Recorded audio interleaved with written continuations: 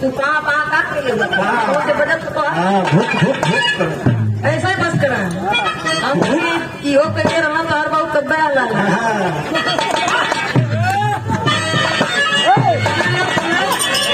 येवा मिलल बाबू कवैया मैं क्या करूं दिन भर भेवाला रजैया हम क्या करूं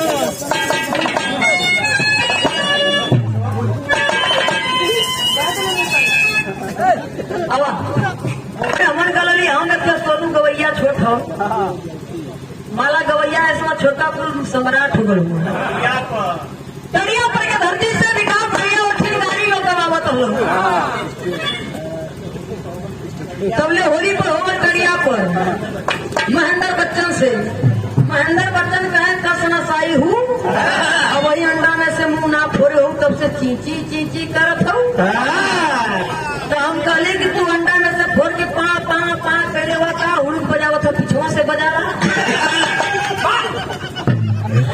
कलन की बड़ी बदतमीज लड़की है तो गौर नहीं है हम चींची करत है तो तू पा पा काट के ले से बजत तो ऐसा ही बस करा हम की हो करके रहा तो हर बहुत कब्बे आ लाला लोगी हो जाओ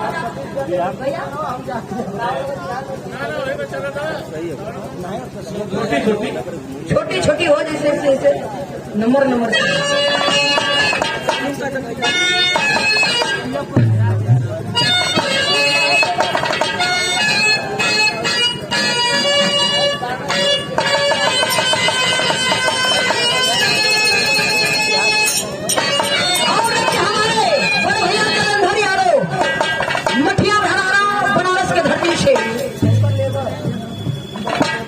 अच्छा उनके वर्कर होना क्या बात है बहुत बढ़िया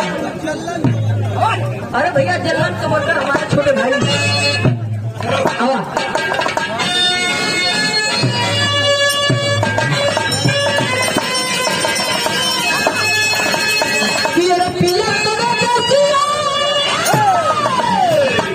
स्वर्गीय रामदेव गुरु जी का उत्तर इंस्पेक्टर महोदय उनके भतीजा साहेब अशोक लाल यादव जी आपकी ओर से निर्वा कला के धरती से सादर 251 रुपये का आशीर्वाद भैया के उपलब्धि हो बाबू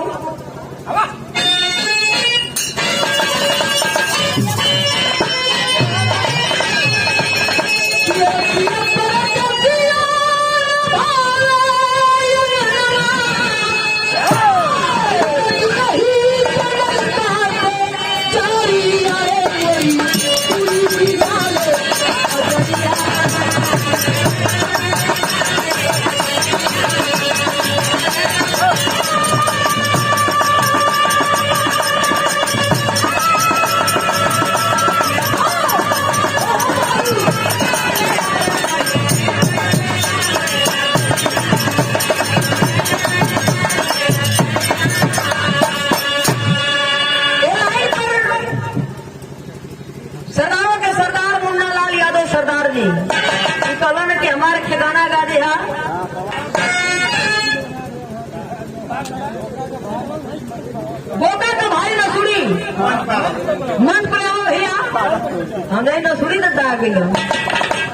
बोका भैया के भाई साहब नसुड़ी जी स्वर्गीय बोका जी के भाई नसुड़ी यादव जी मन पर आओ चंदौली के धरती से आओ किस गाय का नाम हो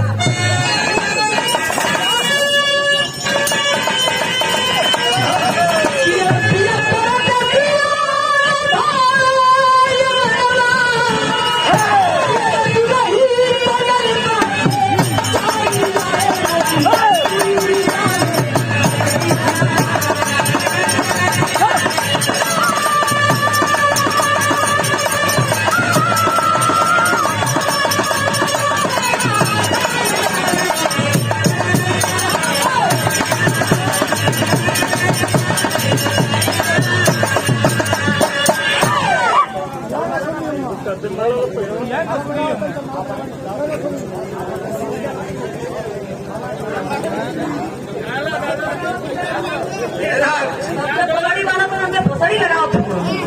देख ला बताओ टोपी ना नो बात करानी है।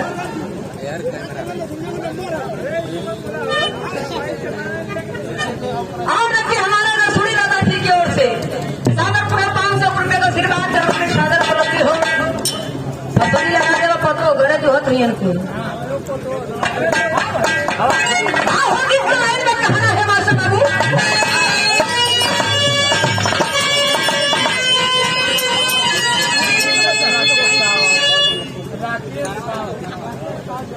राकेश साहब हमारे बड़े भैया जबलपुर पतरही धरती से, हमारे बड़े भैया पतरही खानपुर की धरती से, राकेश यादव से जबलपुर खानपुर पतरही की धरती से, राकेश साहब पतरही की धरती से भैया की ओर से गाजीपुर शहर की धरती, जबलपुर की धरती से, सॉरी पार्टनर हो भैया आवा।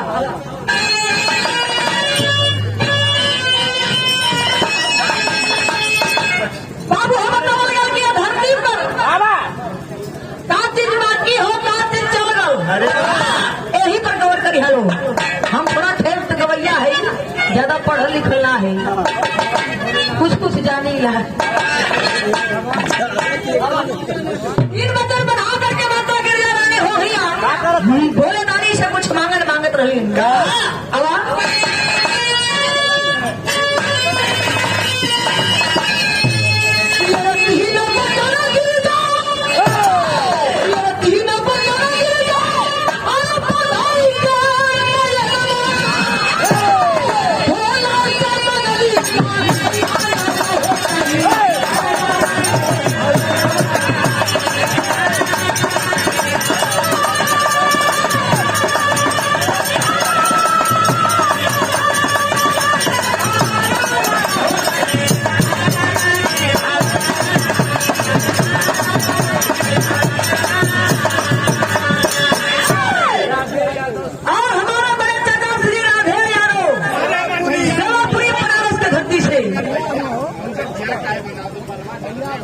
भैया हुआ चलो भैया बड़ा हुआ तो भैया हुआ। अरे क्या बता दवाई का घर जाता वो है तो बड़ा खतरा करत नहीं देखे जगह थोड़ा थोड़ा पानी आवे लगा पर झरे लगा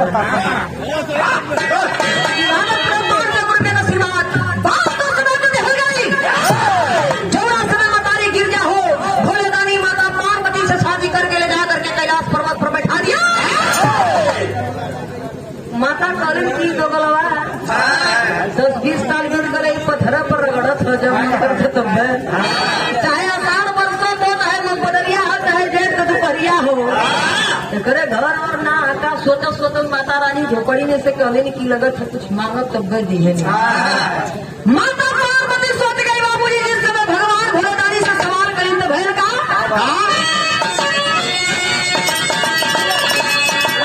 अरे सुनिया की देवो में हवा महान हो, अरे सुनिया की देवो में हवा महान हो।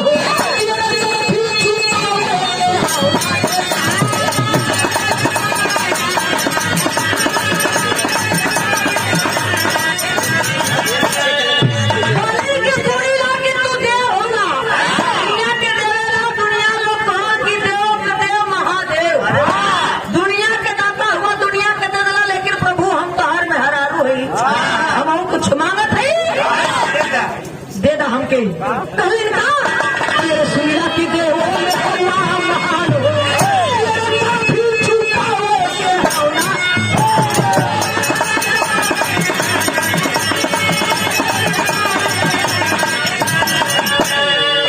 और है भाव पर लाइन पर करके भैया विकास यादव फरवरी में हमन गलली हम सोनू गवैया छोट हो माला गवैया ऐसा छोटा पुल सम्राट हो गए तड़िया पर के धरती से विकास भैया और ठिकानी लोग कमावत हो तबले होली पर हो तड़िया पर महेंद्र बच्चन से महेंद्र बच्चन कहे कसना साई हूँ अब वही अंडा में से मुंह ना फोड़े हो तब से चींची करत हो तो हम कहले कि तू अंडा में से फोड़ के पा करे हुआ का हुड़क बजावत हो पिछुआ से बजा रहा कलन की बड़ी बदतमीज लड़की है तो शौर नहीं है हम चीज करत है तो तू पा पा का के ले बजट तो भूख भूख भूख कर ऐसा ही बस करा हम की हो के रहना तो हर बहुत कब्बे आ लगा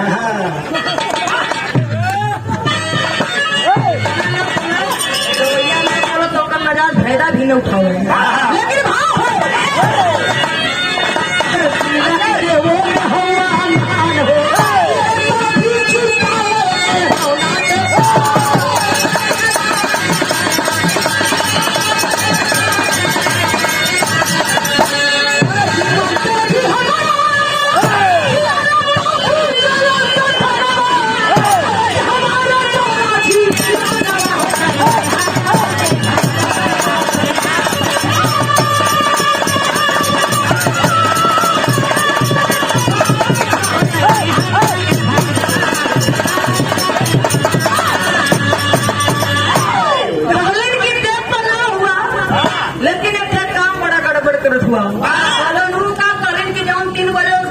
मरुआ लेके इसे से करा 3 बजे भरवा दे जौने जगह दुनिया रनावला वोट में हमारे बाप का हिमाचल इतनी बात जिस समय माता पार्वती भोलेदारी से कहलन मेरे बाप रे मांगत मांगत ही नैना भी मारे लगल हरारू के जाओ भगवान कहन के कुछ करे के हुई भगवान कहले माता जी गिरजा के भी खत खिले जीवन जैसे गिरजा के भी खत खिले जीवन जैसे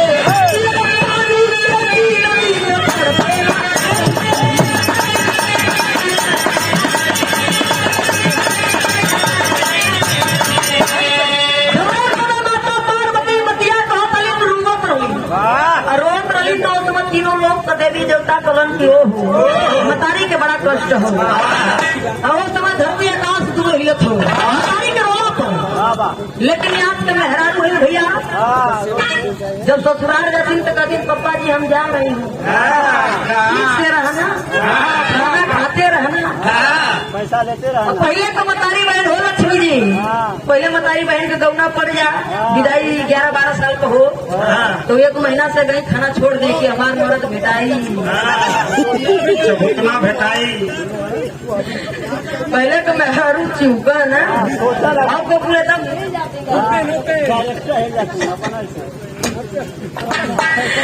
वहाँ पर लाइन पर सालिक यादव सपाही के धरती से मेला मालिक की ओर से सतीश भैया की ओर से बताओ लगा कि पहले का मतारी बहन का महीना खाना पीना छोड़ दे वही माता रानी का हाल बोल लेकिन भाई का बाबू हर गिरजा के दिल खत भी खिले जीवन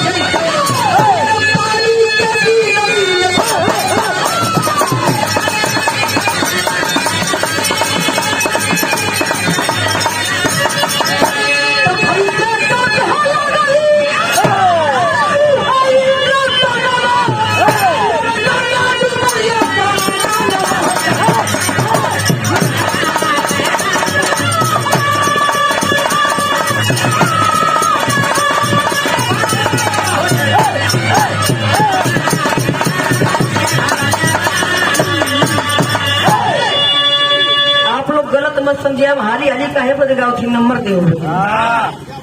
क्योंकि पेटे पर ना लात मारल जाए पीछे मरबा तो तुहार के रह जाए आगे मरबा रेस भैया हम हाली हाली यही बदगाव थी नहीं समझा समझा के गाय 3 घंटा लगा बताओ कि वैसे काका लगा इंद्र उस समय धरती आकाश दोनों हिल रहा है बाबूजी लेकिन बाबू हो बताओ लाचार हो गए भोले दानी लाचार हो गए लाचार होके बोलो उन्हें के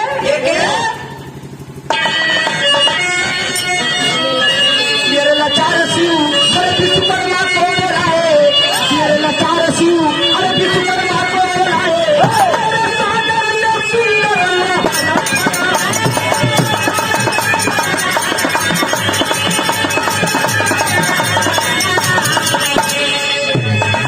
विश्वकर्मा जी से कमन किया विश्वकर्मा जी एक दिन चलिए तो मजे से हाल चाल के लिए विश्वकर्मा जी भगवान का पुकार सुन करके चल दिए बाबूजी जो समय छिन्नी हथौड़ी उठौले गैलन भगवान भोले दानी से कहलन आदेश प्रभु जी कहलन की आदेश का करी मेहरारू मेहना मारत है एक छोटा सा महा बना दा देने से ऊपर गुजारा हो जाओ। भगवान भोले दानी विश्वकर्मा जी को बुलाए मेरे लकार शिव अरे विश्वकर्मा को बुलाए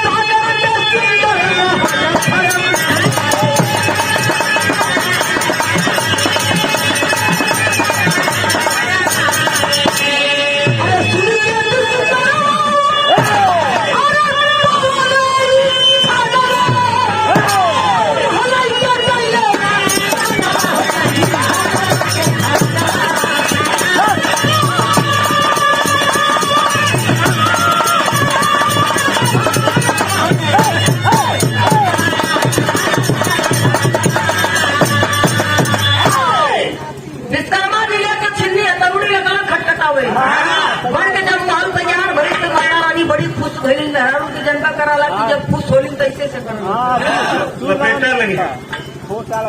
मेहरारू बढ़िया चीज है खराब भी है। मेहरारू के परखा का तरीका होला जब मेहरारू बड़ी खूबसूरत रही हटावल करी चलल करी रस्ते पर हटावल करी जब परखा वाला रहे तो नजर से परख ली ओको डोलाई चलाई हिलाई। अब कपड़ा खोल के बताई सारा बहुत काफी होला भैया थोड़े पीछे पड़ गए आगे न पड़ा लोगन पप्पू क्या समझ गए आगे पड़ता था खतरनाक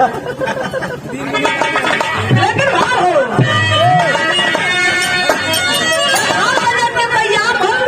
तो बतानी गिरजा कलीन के कर पूजा पाठ हो जा प्रभु भगवान कलन की जरूरी है बताओ लगा अरे गिरी पर खातिर पंडित बोलो बोले क्या हमारा पूजा पाठ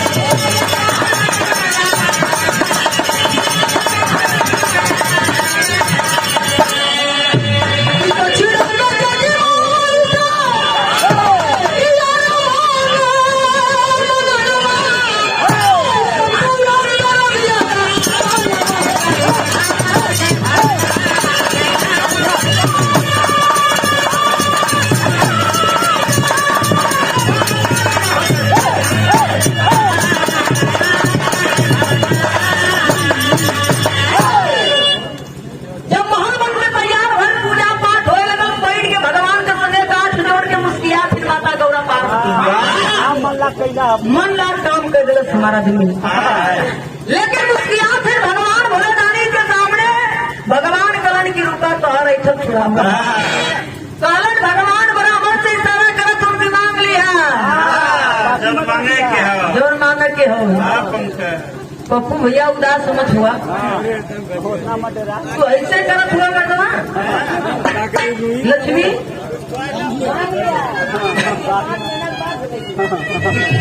हमारे वक्त पार्वती खुद हो गए गले ब्राह्मण दक्षिणा में आपके जवन मांगे तो वही फूल के मांग लिया सब पोती है मन तो पंडित वो दिमाग लगावे लगल कहलन की काहे ना सही जैसे ही करे न सही हम कर लगे कहलन का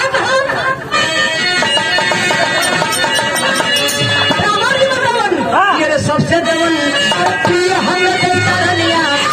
धरती पर सबसे प्रिय चीज जवन तो क्या हुई वही दान में दिया और पार्वती छड़त बाड़ी ऐसे ऐसे करत बाड़ी कली नहीं हो मस्त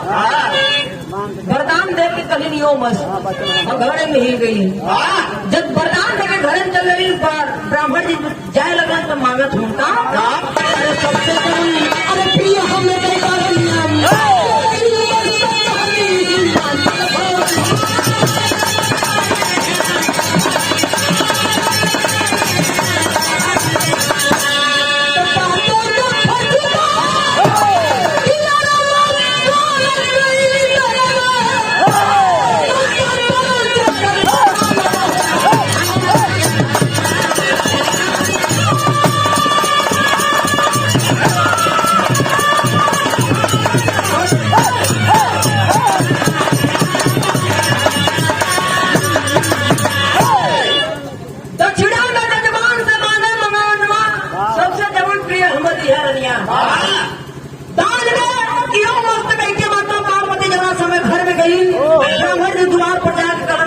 हम जा रहे हैं, हमारा हक दीजिए। हमारा हक दीजिए। माता पार्वती निकल के शाम से डरी का लेबा,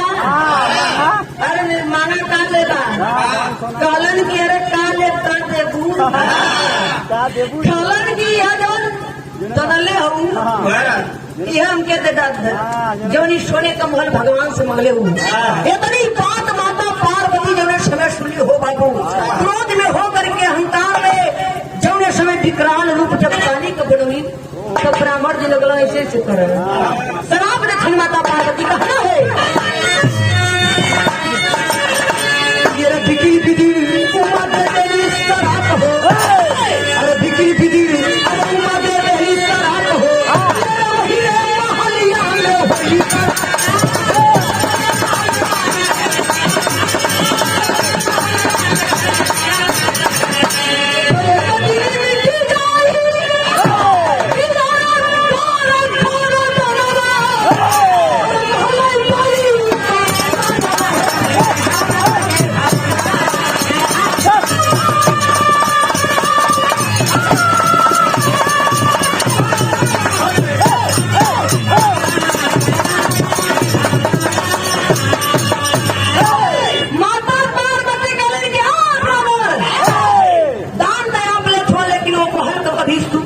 भैया हो।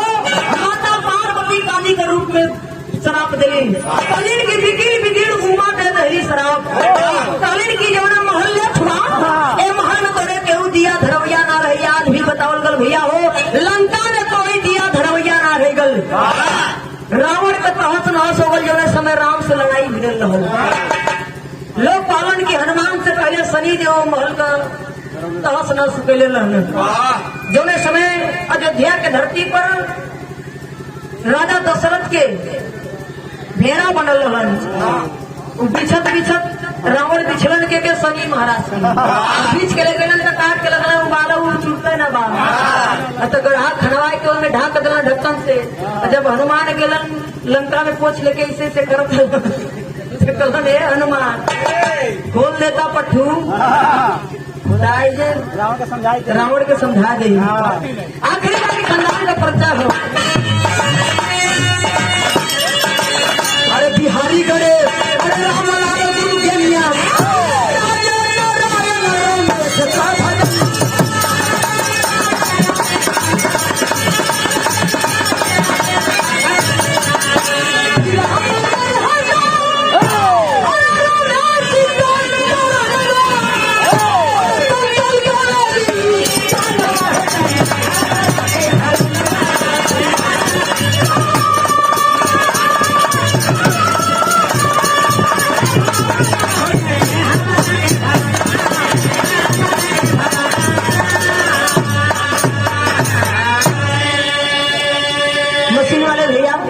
ले जा। दोनों गलती भले थी, आप लोग से क्षमा हो, माफी हो।